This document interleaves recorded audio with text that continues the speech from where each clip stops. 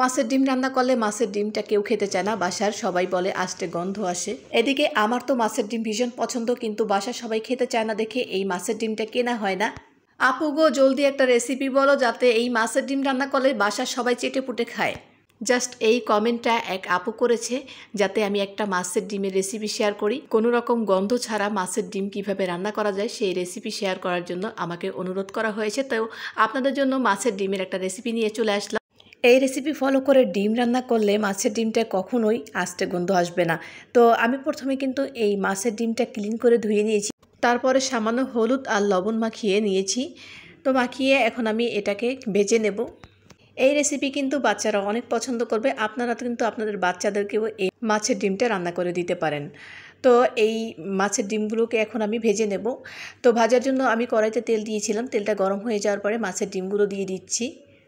মাছের ডিমের বিভিন্ন ধরনের রেসিপি আছে, বিভিন্ন ধরনের আমরা রান্না করে খেয়ে থাকি, কিন্তু এই রেসিপি ফলো করে একবার মাছের ডিম রান্না করে দেখুন, খেতে অসম্ভব ভালো লাগবে।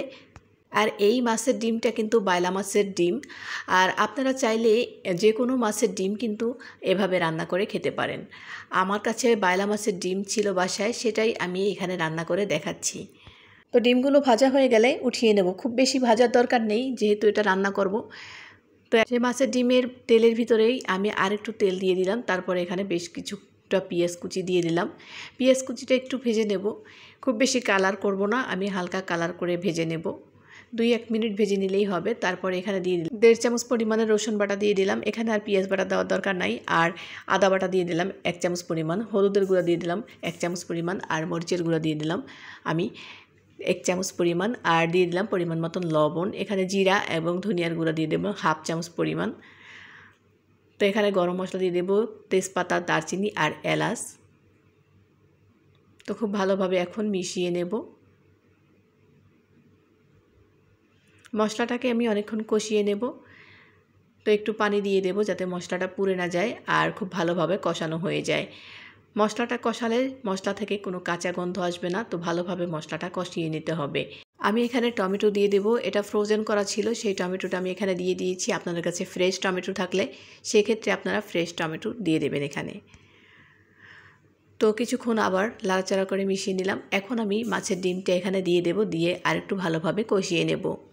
হোটেল বা রেস্টুরেন্টে যখন আমরা মাছের ডিম খাই, ওনারা কিন্তু এভাবেই ভুনা করে মাছের ডিমটা, অনেক মজার হয়। এক্ষেত্রে ওনারা ঝুরা করেও এটা ভুনা করতে পারে, আবার ঝুরা ছাড়াও কিন্তু এই মাছের ডিমটা এভাবে ভুনা করে। এই আপুর রিকোয়েস্টে আমি এই মাছের ডিমের রেসিপিটা শেয়ার করলাম। আপনাদের যদি কোনো রিকোয়েস্ট থাকে আমার কাছে কোনো রেসিপি দেখার জন্য, অবশ্যই কমেন্টে জানাবেন, আমি আপনাদের রেসিপিগুলো চেষ্টা করব তৈরি করে দেখানোর জন্য। তো মাছের ডিমটা কিন্তু এখন ভালোভাবে কষানো হয়ে গেছে। যখন এরকম মশলা থেকে তেল ছেড়ে দেবে তখন বুঝে নিতে হবে মশলাটা কিন্তু খুব ভালোভাবে কষানো হয়ে গেছে।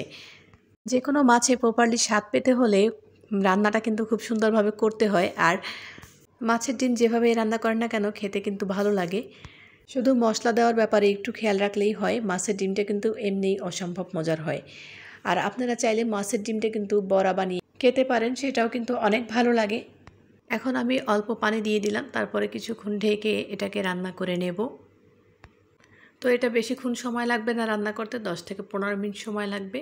তো আমি এখন আবার মাঝখানে লাড়াচাড়া দিয়ে দিচ্ছি, আর লাড়াচাড়া দেওয়ার পরে এখানে কয়েকটা আস্ত কাঁচামরিচ দিয়ে দেব। কাঁচামরিচটা দিলে স্মেলটা অনেক সুন্দর আসে, আর ফ্লেভারটাও কিন্তু অনেক ভালো লাগে। তো এখন আমি ফ্রোজেন করা কিছু ধনেপাতা কুচি এখানে দিয়ে দেব।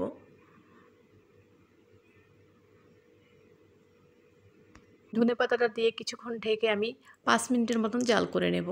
তো হয়ে গেছে, এখন কিছুক্ষণ পরেই আমি এটা নামিয়ে নেব। লাড়াচাড়া দিয়ে ভালোভাবে মিশিয়ে নামিয়ে নিলেই হয়ে যাবে। মাছের ডিমটা এভাবে রান্না করলে আমার বাসায় আমার বাচ্চারা অনেক পছন্দ করে, আশা করি আপনাদের বাচ্চারাও অনেক পছন্দ করবে। তো মাছের ডিমটা হয়ে গেছে, আমি কিন্তু এখন নামিয়ে নিচ্ছি। তো বন্ধুরা, আপনারা কে কোথা থেকে এই ভিডিওটি দেখছেন অবশ্যই কমেন্টে জানাবেন। আর আজকের এই ভিডিওটি ভালো লাগলে লাইক, শেয়ার, কমেন্ট করতে একদমই ভুলবেন না। ভিডিওটি ভালো লাগলে চ্যানেলটি সাবস্ক্রাইব করে পাশে থাকুন এবং পাশে থাকা বেল আইকনে প্রেস করে দেবেন, তাহলে হবে কি আমি ভিডিও দেওয়ার সাথে সাথে নোটিফিকেশনগুলো পেয়ে যাবেন। যারা ফেসবুক থেকে আমার এই ভিডিওটি দেখছেন তারা পেজটি ফলো দিয়ে রেখো এবং লাইক দিয়ে পাশে থেকো। আজকের মতন এখানেই বিদায় নিচ্ছি, দেখা হবে নেক্সট কোনো ভিডিওতে নতুন কোনো রেসিপি নিয়ে। ততক্ষণ সবাই ভালো থাকো, সুস্থ থাকো। আল্লাহ হাফেজ। আসসালামু আলাইকুম।